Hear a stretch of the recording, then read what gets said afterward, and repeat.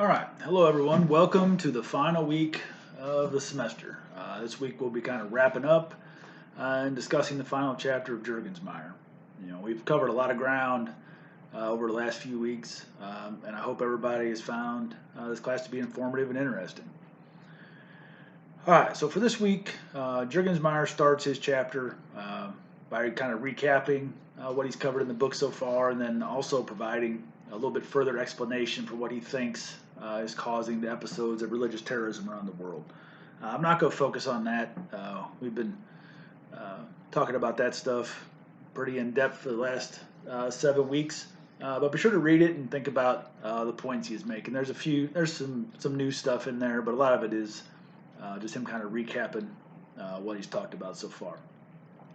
What I am going to discuss are the 5 possible responses that Jurgensmeyer presents for addressing religious terrorism. The first is destroying violence.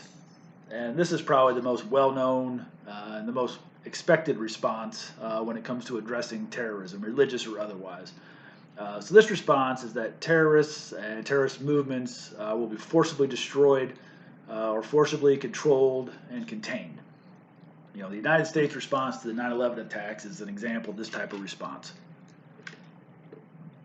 The main goal of that campaign was to destroy Al-Qaeda members, their headquarters, and incapacitate the Taliban regime that was providing them support.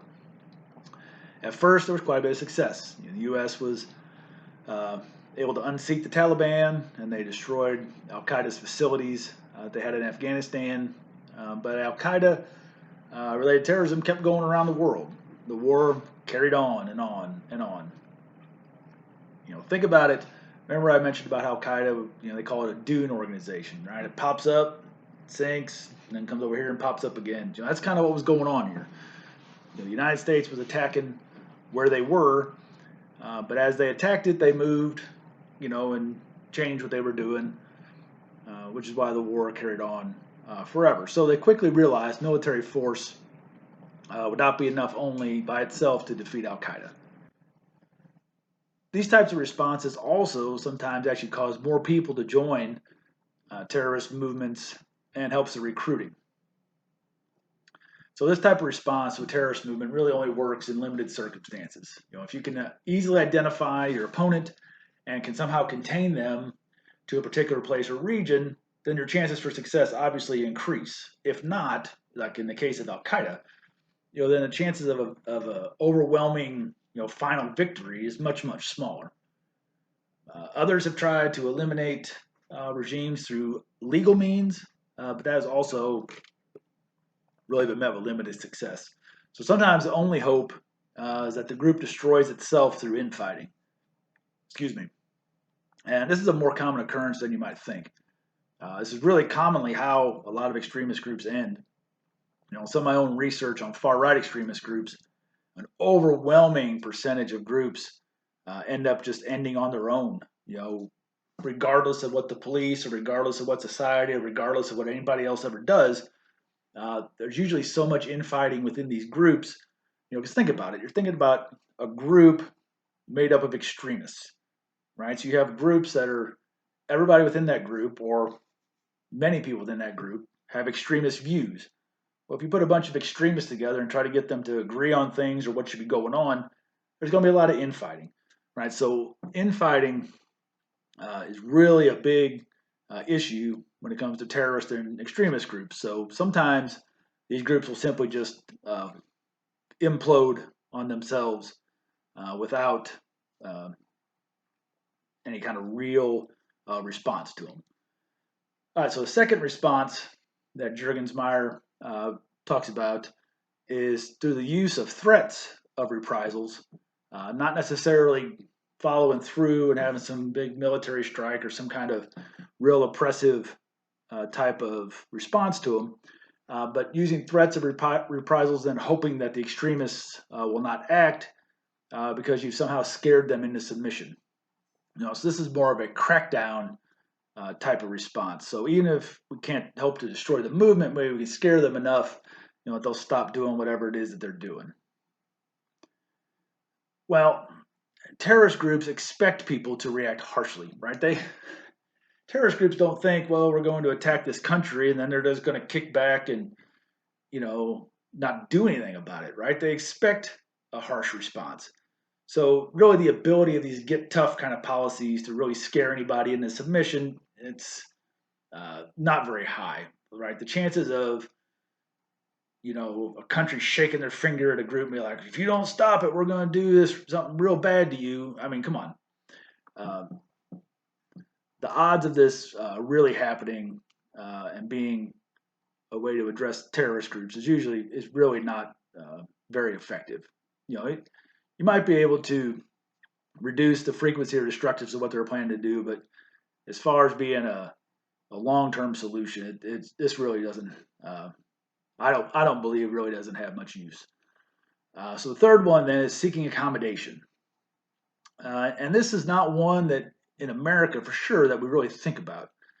Um, so this is pretty much the exact opposite of what's presented in the first two situations. In these instances, uh, accommodations are made with the groups where political goals or what the groups are aiming for. Some of those are met through a process of negotiation, with the terrorists. So groups with political aims will sometimes use terrorism to get the government to negotiate with them.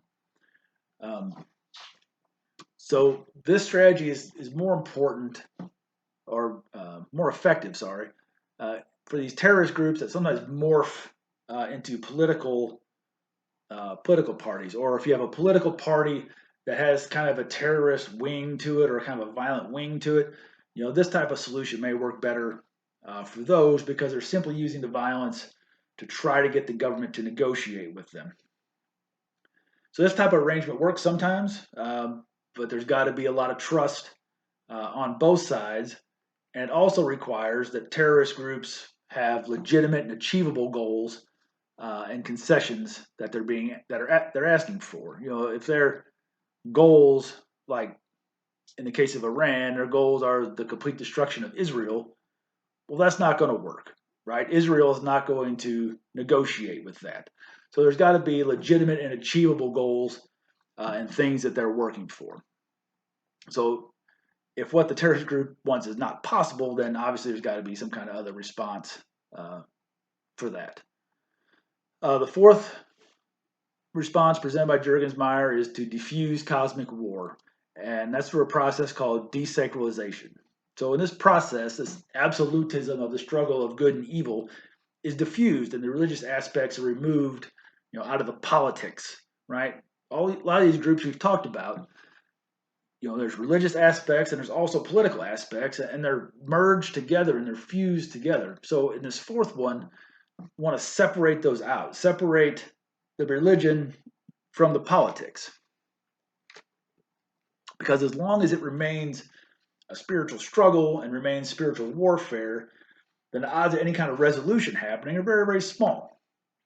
So the focus of cosmic war or the struggle of good versus evil can be redirected to where it becomes just ideas that are debated, like you have idea warfare rather than actual warfare. Then violence could be avoided. But you got to have two conditions to be met for that to actually work.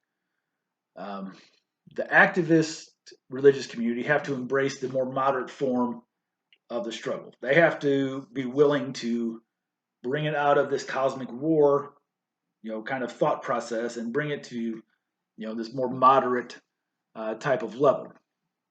And then opponents have to also accept this war of ideas and not feel threatened by it. So it's often difficult because it requires enemies of the terrorist groups to stop acting like enemies of the terrorist group.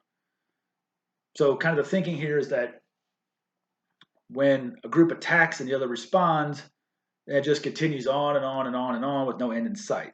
But the group that's attacked can respond in a different manner and not act like an enemy. It can defuse the situation. So understandably, this is very difficult because groups would have to stop responding to terrorist activities in a normal manner. All right, so now the fifth one is taking the moral high ground. Now, this response requires attacks to be treated as crimes and not as acts of war. So if governments react through the rule of law with a much more measured response rather than a military response, then it's more difficult for these groups, these terrorist groups, to label them as being bereft of moral principles, which is something they like to say about, especially governments of the West, that there's no morals, right?